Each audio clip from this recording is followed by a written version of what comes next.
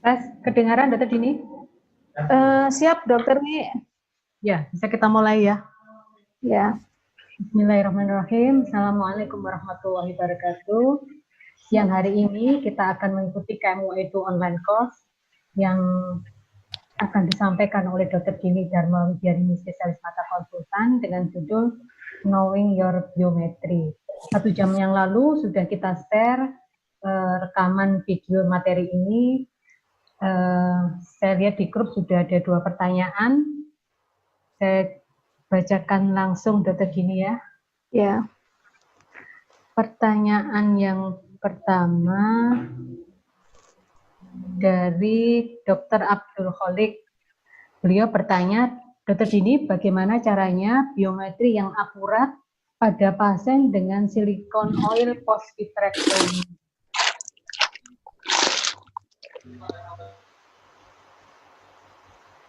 Ya, Dokter Wi. Dr. Abdul Kholik, terima kasih pertanyaannya.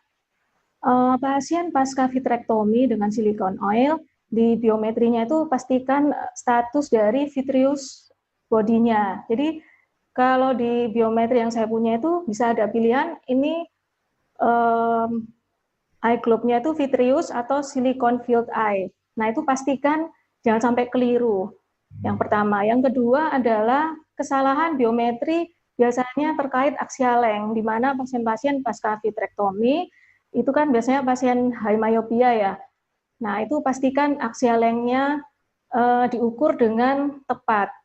Seperti presentasi saya di mana axial length yang keliru, berapa saja langsung dioptrinya jauh berbeda errornya. Nah, ini pada pasien pasca vitrektomi harus dipastikan axial length-nya ini tepat, bila perlu diukur 3 kali. Kalau saya kadang-kadang 3 kali sampai 5 kali harus tepat. Kemudian lagi formulanya. Nah, formulanya juga harus dipilih yang pas untuk pasien-pasien dengan axial length yang tinggi, dipilih formula misalnya SRKT, itu aman untuk semuanya. Itu yang bisa saya bantu untuk menjawab pertanyaan Dr. Abdul Kholik. Ya, terima kasih jawabannya Dokter Dini. Untuk yang kedua, ada pertanyaan lagi dari tertulis TS Sitorus. Dokter Dini izin bertanya, apakah diameter pupil mempengaruhi hasil biometri? Seberapa besar pengaruhnya dan bagaimana menyikapinya? Terima kasih. Pertanyaan yang bagus dari Tigor. Diameter pupil itu erat kaitannya mempengaruhi dari anterior chamber depth pengukuran. Dan juga ini nanti berkelanjutan mempengaruhi dari effective lens position, di mana kesalahan biometri yang kedua setelah axial length itu adalah effective lens position.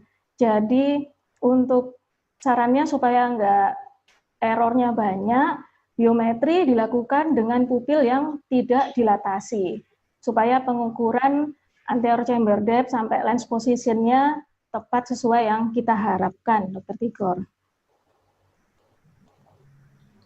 Baik, silakan teman sejawat yang mau bertanya bisa menuliskan di WA group atau langsung angkat tangan gitu ya untuk bertanya.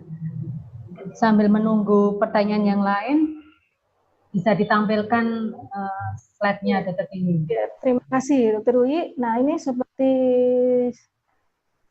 slide yang di sini di mana prediksi IOL ini errornya kesalahan terbesar itu axial length, kemudian effective lens position, baru corneal power.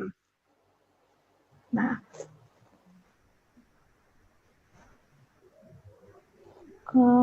terus, nah ini axial length pada pasien dengan axial length 30, pasien miop, kesalahan 1 mm itu bisa sebesar 1,75 dioptri. Kalau emetrop dengan axial length kira-kira 23,5, kesalahan 1 mm-nya itu bisa errornya 2,35 dioptri. Begitu pula yang paling banyak salahnya kalau hypertropia 20 pada aksial length 20 mm per milimeternya itu errornya bisa 3,75 diopter. Nah, jadi hati-hati dengan pengukuran aksial length. Terus mungkin bisa saya tambahkan, selain pupil, CCC itu juga mempengaruhi. Makanya kita kalau melakukan VECO, CCC juga usahakan yang baik. Karena kalau CCC-nya itu nggak center, nggak terlalu lebar misalnya, nah itu akan mempengaruhi lensa tanam kita. Padahal lensa tanam itu tiap pabrikan sudah diatur konstantanya itu sesuai dengan posisi in the back yang sefisiologis mungkin. Mungkin itu yang bisa saya tambahkan. Terus ini juga hati-hati pada pasien miopia. Kenapa? Ini saya tekankan lagi karena ada posterior stafiloma. Nah, jangan sampai ternyata yang kita ukur itu tidak tepat di aksis dari refraktifnya.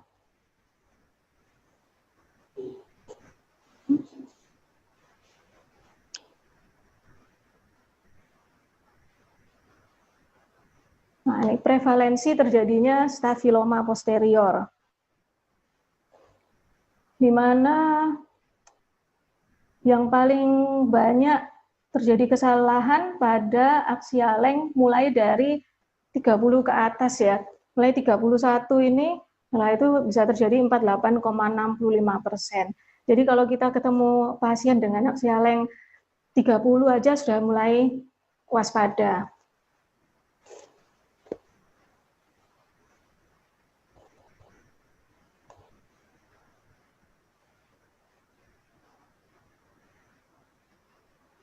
Nah,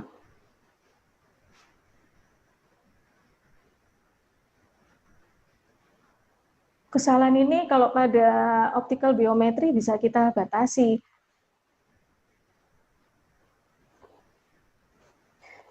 Tapi kalau kita nggak punya, nggak apa-apa. Kita masih bisa pakai immersion, bila perlu kita USG, kita ukur pakai kaliper aksial length-nya yang tepat. Seperti kasus yang saya dapat dengan refractive error itu. Nah, itu bila perlu kita USG untuk memastikan benar-benar aksial length-nya itu sama apa enggak dengan pengukuran dari alat yang lain. Kalau kita punya 2 alat, bagus. Tambah lagi 1 lagi. Jadi dari 3 alat yang berbeda, kita ukur aksial length-nya untuk memastikan semuanya itu di angka yang konsisten.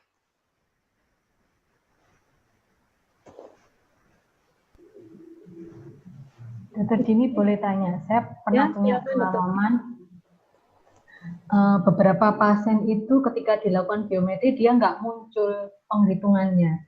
Kira-kira penyebabnya apa? Oh ya, biasanya yang bikin nggak muncul itu bisa karena dry eyes, bisa kalau pakai optical ya. Terus bisa juga korneanya ini ada lekomanya, ada kekeruhan media refraksi. Selain kornea, bisa juga dari vitreusnya. Kalau vitreusnya keruh, misalnya pada pasien ablasio itu ya kadang-kadang kita ukur kan nggak muncul juga. Seperti itu. Lalu bagaimana kalau nggak keluar hasilnya? Nah, misalnya kalau korneanya yang rusak berat ya, irreguler, habis trauma, kayak gitu, atau lekoma yang berat, struktur dari segmen anterior mata yang kurang baik itu juga mempengaruhi hasil biometri. Kita bisa menggunakan mata sebelahnya untuk keratometrinya. Aksial length-nya, kalau memang benar-benar nggak keluar karena medianya itu kurang baik, kita bisa pakai USG untuk mengukur aksial length-nya. Kira-kira begitu, Dokter Uyi, kalau nggak keluar hasil pengukuran dari mesin yang kita punya. Termasuk ketika ada stafilomanya bisa jadi juga nggak muncul ya Dokter Dini. Jadi pastikan dengan USG gitu ya. Ya. Pastikan sekali lagi dengan USG. Dr. Dini ini bisa menampilkan kasus yang pertama itu bagaimana akhirnya harus di-exchange karena kesalahan biometrik. Iya. Oke, mudah-mudahan bisa diikuti ya. Maaf, fotonya ini terlalu kecil. Nah, di sini saya dapat kasus pasien dengan refractive surprise, di mana khususnya 1/60 dengan koreksi -9 baru bisa baik. Kemudian saya lihat pengukurannya. Ini biometri yang saya dapat pertama kali ketemu sebelum di exchange. Oke, dari data dasarnya pasiennya sudah benar statusnya pseudofagi, kemudian lain-lain tampaknya normal. Yang kesalahan berikutnya dari pemeriksaan ini adalah mata kirinya nggak diperiksa. Nah, lalu kita perhatikan dengan target emmetrope minus 0,11 itu 14,5. Kemudian baliknya historinya oke, aksial lengthnya tampaknya konstan ya di antara 25, tapi dari perhitungan keratometrinya ini banyak miss-nya, ini nggak akurat. Kemudian dari LX, PX-nya itu angle kapanya juga lebih dari 0,3, kita udah curiga. Nah, ini kenapa seperti ini? Biasanya muncul notifikasi yang tidak akurat ini kalau pengukurannya nggak tepat. Posisi pasien itu sangat menentukan. Jadi, kepala pasien itu harus posisi primer, nah supaya pengukurannya baik menuju ke aksis dari refraksi yang kita harapkan. Lalu di sini saya minta untuk diulang lagi.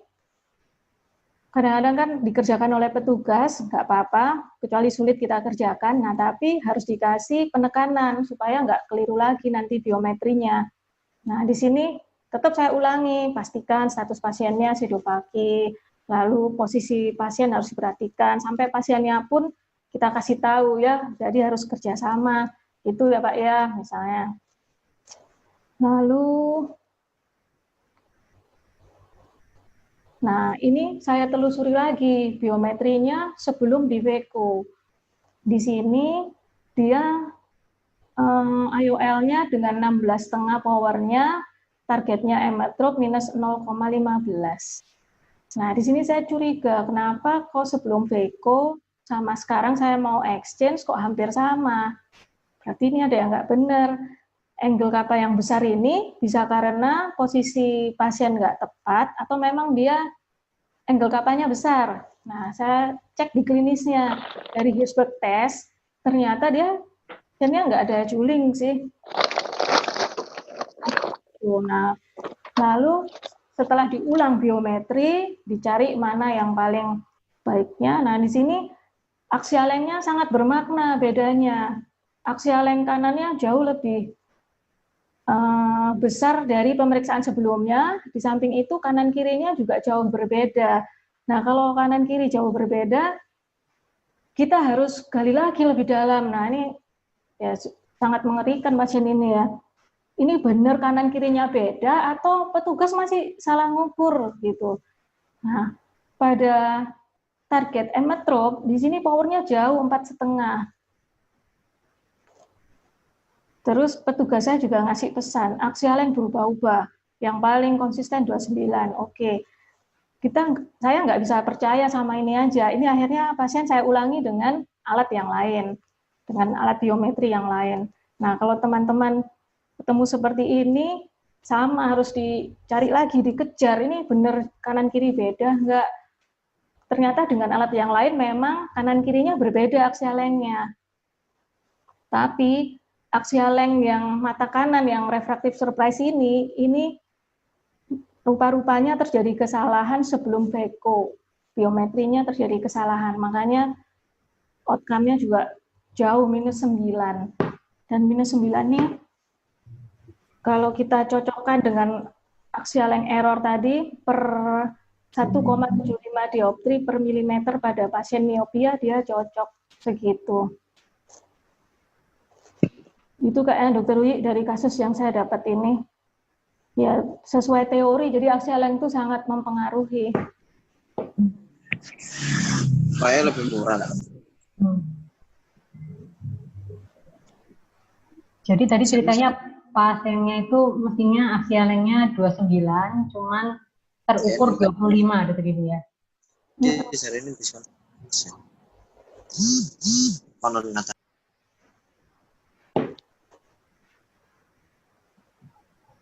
Silakan kalau ada yang bertanya. Ini ada pertanyaan, saya bacakan. Di tempat saya pakai biometri yang emersi pada beberapa pasien kasus polaris posterior seringkali tidak keluar hasilnya. Kira-kira kenapa dan bagaimana ya dok? Saya sudah mencoba menambah mengurangi gainnya tapi tetap tidak keluar. Biometri dengan immersion ya. Dengan immersion tuh biasanya lebih nggak terpengaruh dengan kekeruhan media refraksi. Tapi kalau keruhnya banget memang mempengaruhi. Misalnya seperti silikon tadi. Pada kasus pasca vitrektomi dengan silikon oil yang emulsified di dalam itu kadang-kadang juga bisa mengganggu. Atau retinal detachment. Kalau posterior pole, saya sendiri jarang menemukan itu ya. Biasanya masih bisa aja, Dokter Nuke.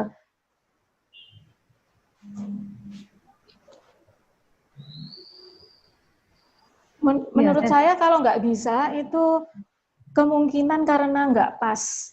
Nggak pas, petugas harus diajarin lagi gimana supaya terlatih benar-benar pas menembus ke dalamnya itu. Baik, begitu Dokter Nuke jawabannya. Maaf kalau kurang memuaskan ya, karena pengalaman saya polaris posterior itu nggak pernah sampai nggak keluar ukurannya. Kalau sampai nggak keluar ya mungkin harus melatih lagi kemampuan saat memeriksa itu. Baik, Dokter Dini, terima kasih. Saya sendiri juga tidak punya pengalaman khusus tentang pasien polaris gitu ya. Kemudian beberapa pasien itu kita targetkan refraksinya misalnya minus setengah Dokter Dini ya. Tapi post op kita menemui ternyata pasiennya menjadi sparisnya positif gitu ya, plus gitu ya. Kira-kira apa saja yang harus kita perhatikan selama pengukuran biometri Dokter Dini? Ya, jadi kesalahan pengukuran power itu yang pertama karena kesalahan instrumen, termasuk cara memeriksa.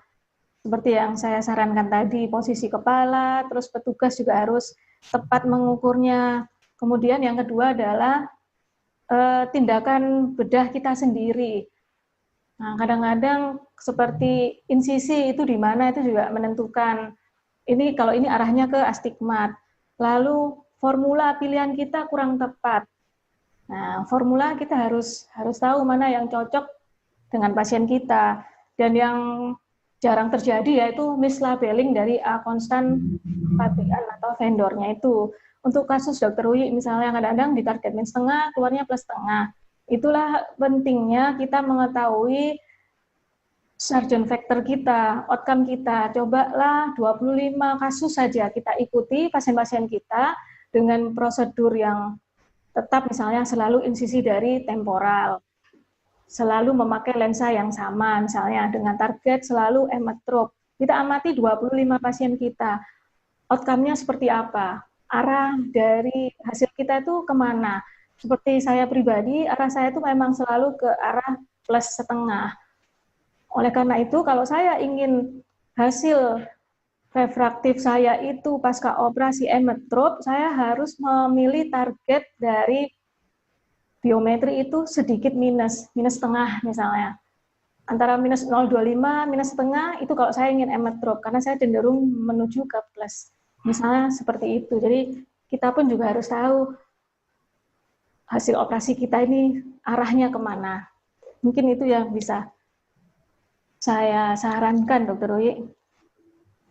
Ya. Ini ada pertanyaan, Dokter Dini. Dari Dr. Evelyn, bagaimana Dr. Dini untuk pemeriksaan biometri pada anak secara praktis? Untuk pasien glaukoma kongenital post combined procedure biasanya terjadi progresif myopia dan post trap terjadi katarak. Oh ya, makasih Dr. Evelyn. Untuk anak-anak itu kan kadang-kadang masih ada kontroversi pemasangan IOL atau tidak. Nah, khusus pada pasien glaukoma, biasanya itu pupilnya nggak bisa kecil, pupilnya lebar. Nah, ini bila perlu kita pilih formula yang tidak melibatkan anterior chamber depth. Bila perlu, anterior chamber depth-nya itu dihapus malahan. Nah, itu ada pilihan formulanya.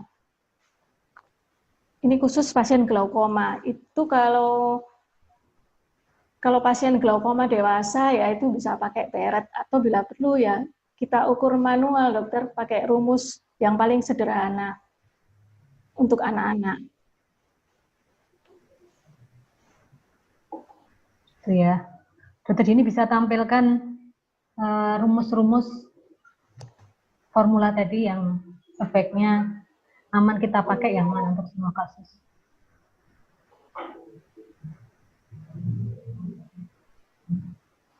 Yang paling aman untuk semua kasus axial lens sebenarnya SRKT paling aman. Nah, mungkin spesial untuk pasien glaukoma dan anak-anak yang short eye itu hover Q itu sudah terbukti yang paling akurat untuk axial lens yang pendek.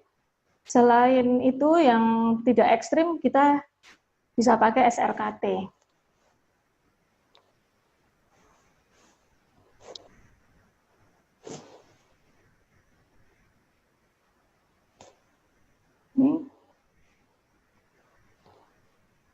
Secara umum mungkin supaya kita nggak bingung SRKT untuk semuanya, kecuali kita ketemu kasus ekstrim, ingat-ingat hover sama holiday gitu. Itu yang long.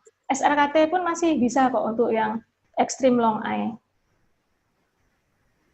Jadi yang diingat yang hover Q yang untuk ekstrim short eye.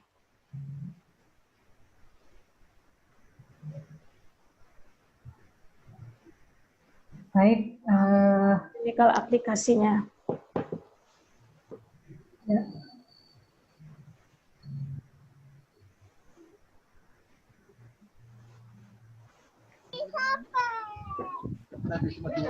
Kemudian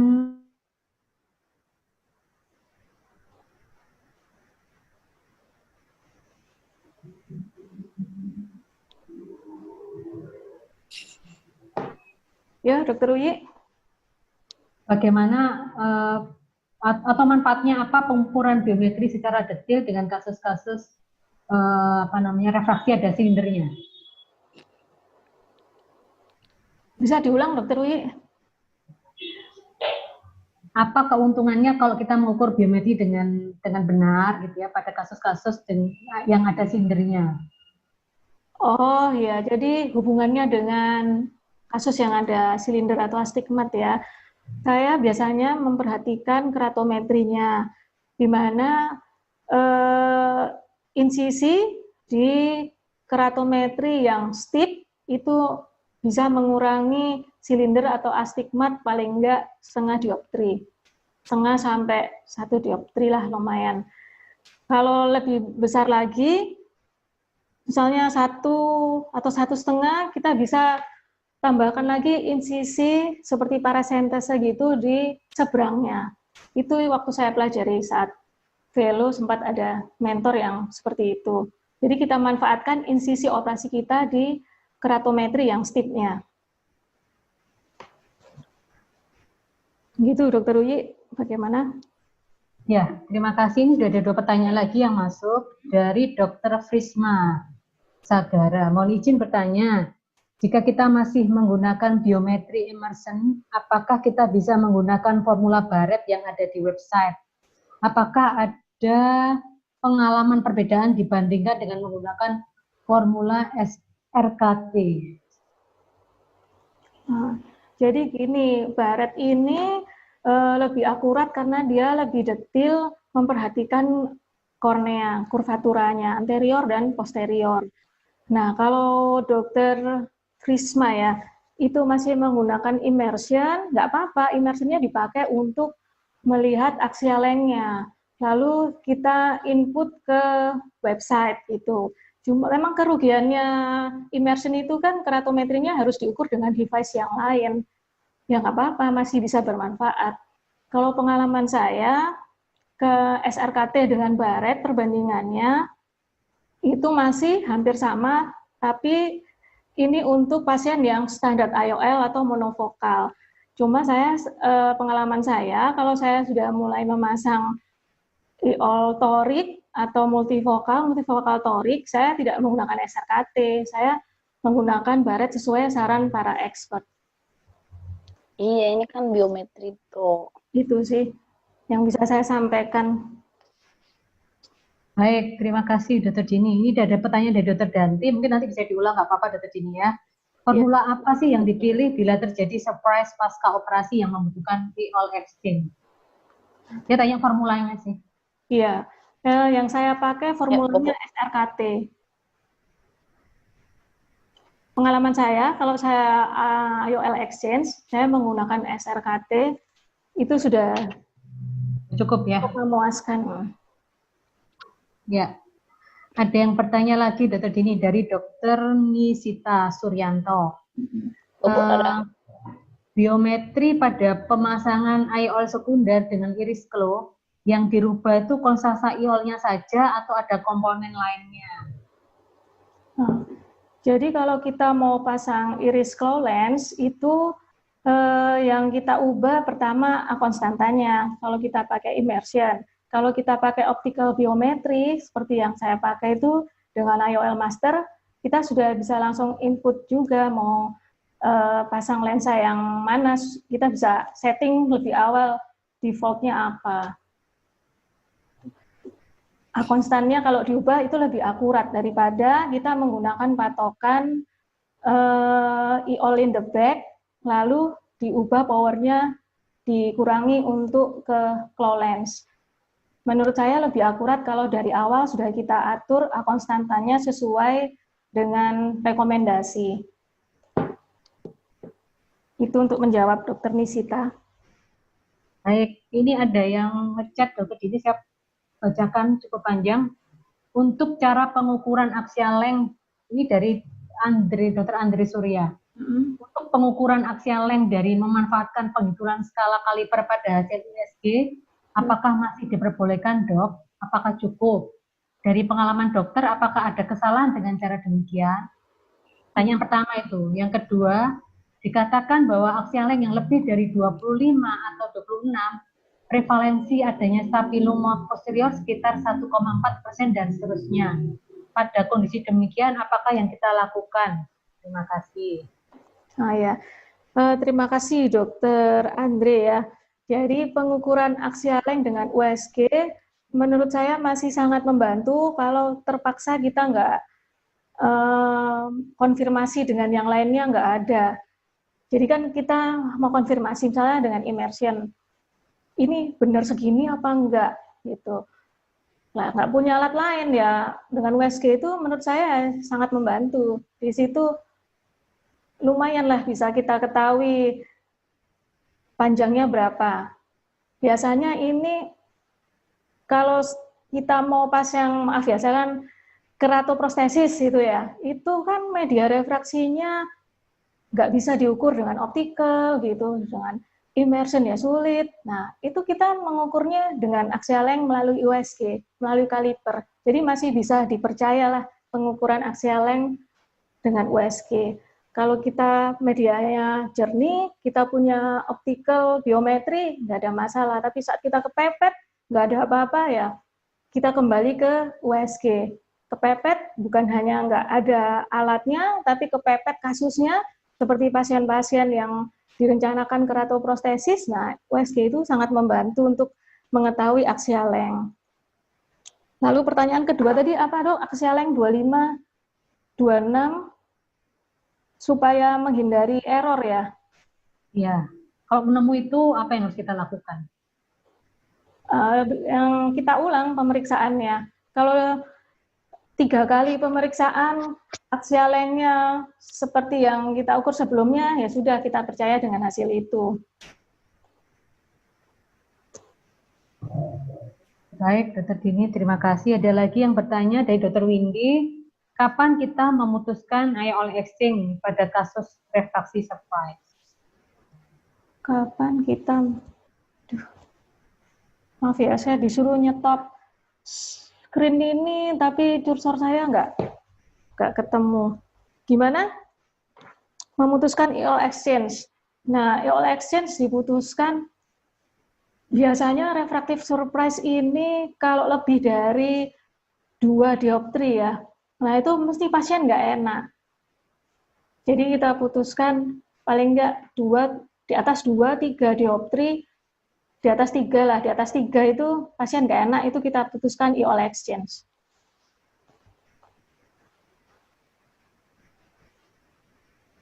Gitu, Dokter Windy. Pengalaman saya, kalau pasiennya dapat refractive surprise, lebih dari 2 atau 3, pasien merasa terganggu, kita exchange. Kalau 2, 3, selama masih 3 dioptri, kanan kiri nggak ada gangguan, dia masih acceptable ya, nggak usah di exchange. Tapi kalau yang ekstrim banget, seperti kasus tadi, minus 9 per 60, nah itu ya mau nggak mau harus kita exchange. Sudah ya? Sudah, baik, Alhamdulillah sudah terjawab semua. Saya ada satu pertanyaan, Dokter Dini. Ya. Misalnya saya ingin membuat pasien ini menjadi monovision ya, untuk jarak jauhnya dia menggunakan mata kanan misalnya, jarak dekatnya mata kiri misalnya. Lalu target refraksi berapa yang untuk jarak dekatnya yang sebaiknya saya pilih IOL-nya?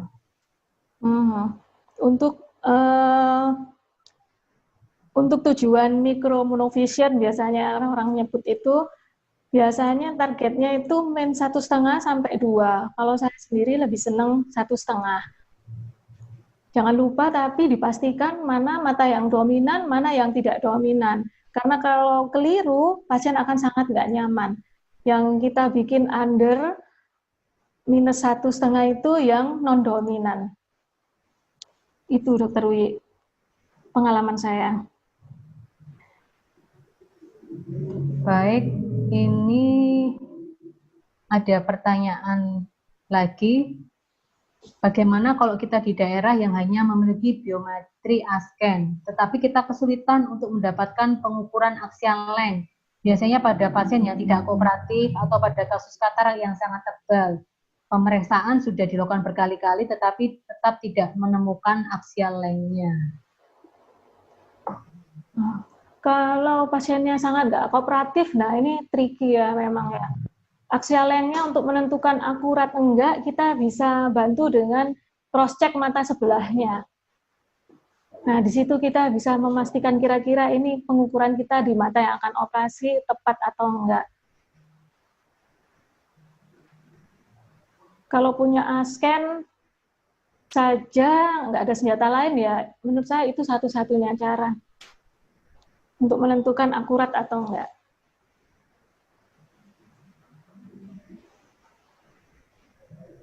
Baik, barangkali tadi ada slide yang belum ditampilkan, Dokter Dini. Tadi yang awal tadi kan contoh kasus ya, lalu cara pengukuran.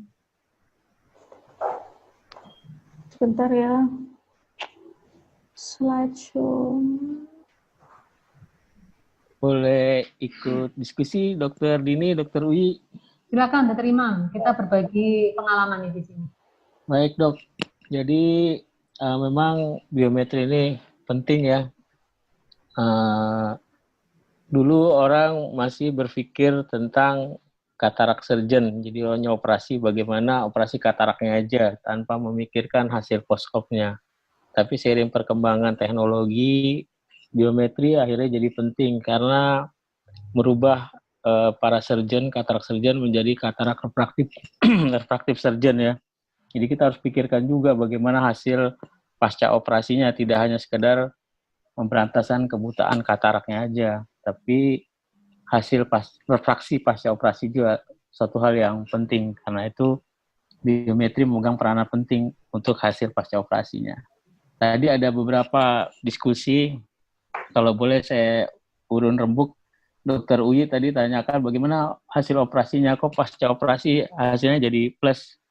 Jadi pada pasien-pasien yang refractive surprise, terutama saya cuma usul jangan buru-buru langsung di explant, karena kita harus perhatikan juga ada satu hal yang bisa membuat pasien ini refractive surprise. Contohnya misalnya gini, kalau sisi kita terlalu besar, itu ada kemungkinan juga terjadi shrinkage di kapsulnya, sehingga membuat lensanya atau IOL-nya itu mencembung.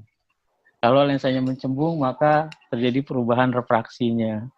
Walaupun biometri kita sudah tepat, tapi kalau lensanya jadi maju atau mencembung, maka dia jadi cenderung ke arah plus. Makanya kalau terjadi refractive surprise, jangan buru-buru di explant atau di exchange, tapi dilebarkan dulu. Dilebarkan, dilihat bagaimana posisi IOL-nya. Kalau posisi IOL-nya ke depan, mencembung, tentu akhirnya jadi plus. Tapi kalau IOL-nya mencekung, maka bisa jadi minus, walaupun mungkin tidak terlalu besar ya. Kalau range-nya itu kira-kira sekitar plus 3 sampai minus 3. Makanya kalau lensanya mencembung, ya yang direposisi cuma lensanya aja, IOL-nya. Atau bisa juga kalau disebabkan karena shrinkage-nya di kapsul, kita bisa lakukan kapsulotomi untuk merubah IOL-nya, posisi IOL-nya. Jadi jangan buru-buru di exchange. Jadi kalau ada refractive surprise, coba dilihat dulu, dilebarkan dulu, dilihat posisi lensanya. Itu yang kedua.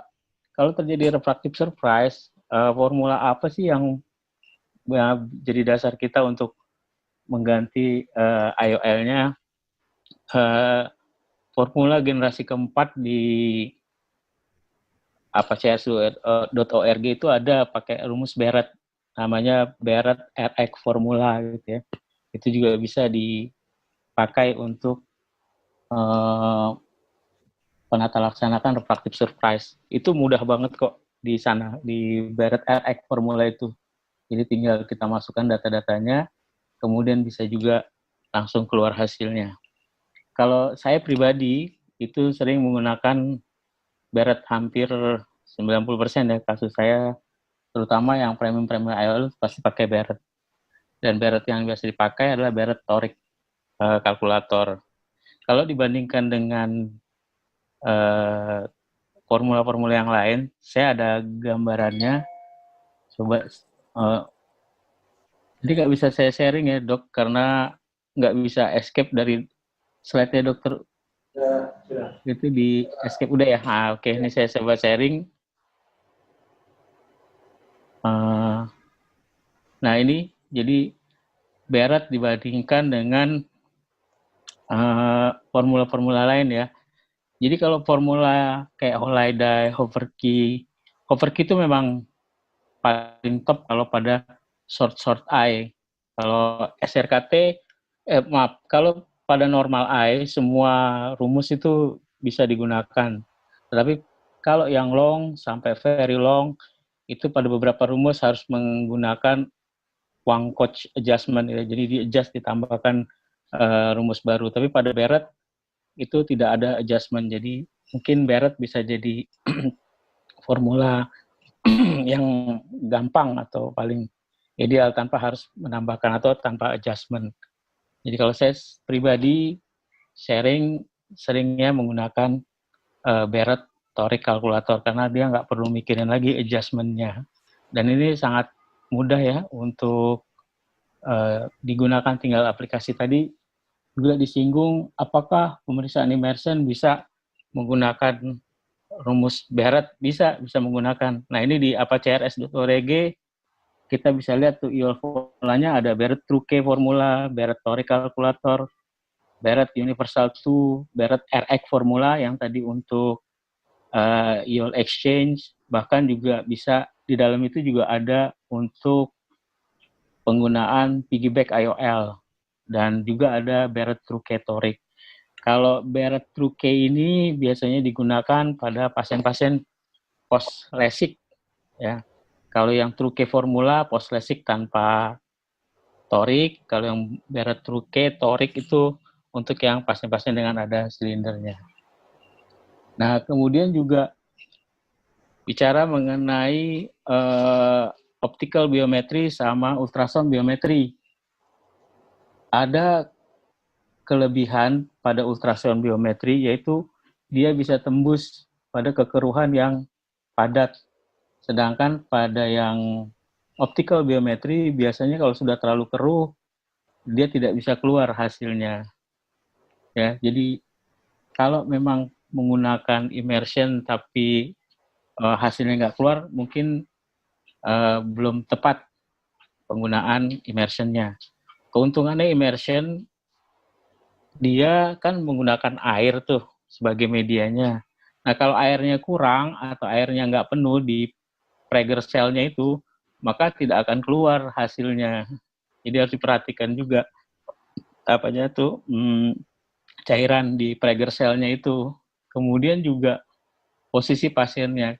Keuntungannya menggunakan immersion adalah kita bisa fiksasi pasiennya itu, mata pasiennya kita bisa fiksasi dengan Prager cell-nya itu. Tapi kadang-kadang kalau kita kurang tekan sedikit itu, mata pasiennya itu agak turun ke bawah, jadi nggak di sentral kornea. Nah, kalau nggak turun ke bawah, airnya kurang, maka hasilnya nggak bakal keluar. Gitu. Jadi diulang lagi posisi pasiennya. Cara ngukurnya juga berbeda. Kalau yang kontak biometri itu bisa kita mengukurnya dari samping kanan pasien atau samping kiri pasien.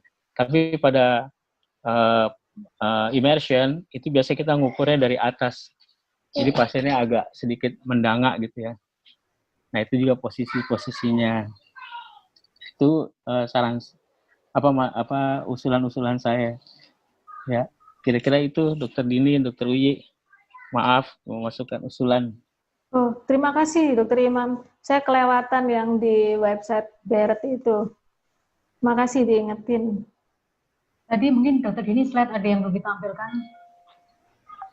Oh ya, tadi kan ada pertanyaan kalau punyanya hanya A-scan. Nah, bagaimana kita tahu akurat atau enggak? Lah, prinsip-prinsip inilah yang dipegang. Ada di slide saya.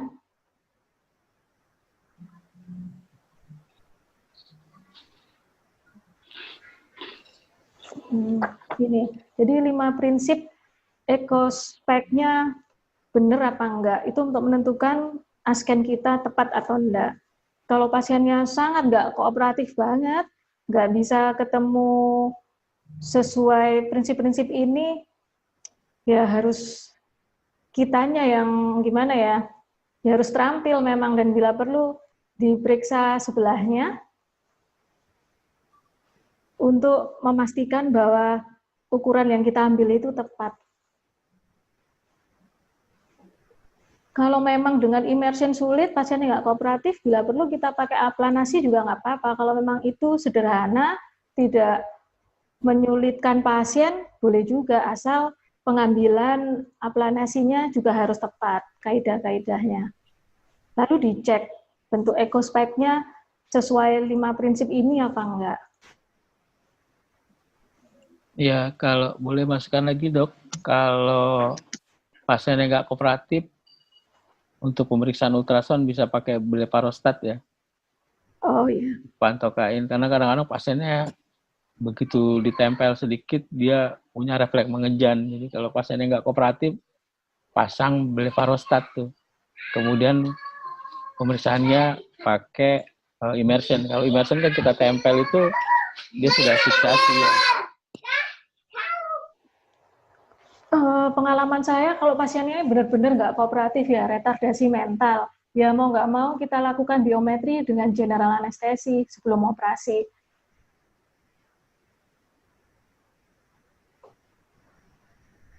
Baik, Dr. Dini dan Dr. Imam,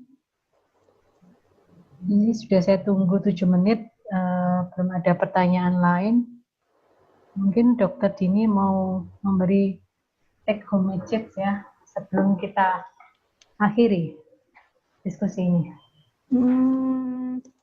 Oke. Take home message-nya sesuai slide aja ya. Jadi, selalu mengukur biometri kedua mata. Lalu pastikan pengukuran yang akurat terhadap aksial length. Dan kalau semuanya itu benar, nanti hasil kita itu pasti akan baik. Demikian yang bisa saya simpulkan dari topik Knowing Your Biometry ini. Ya, terima kasih Dr. Dini.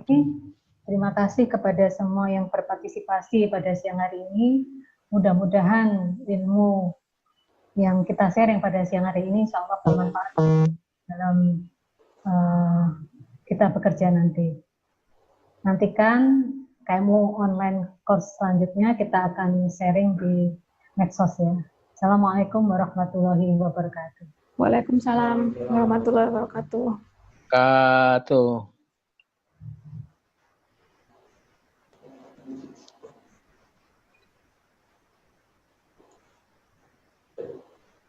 Sudah.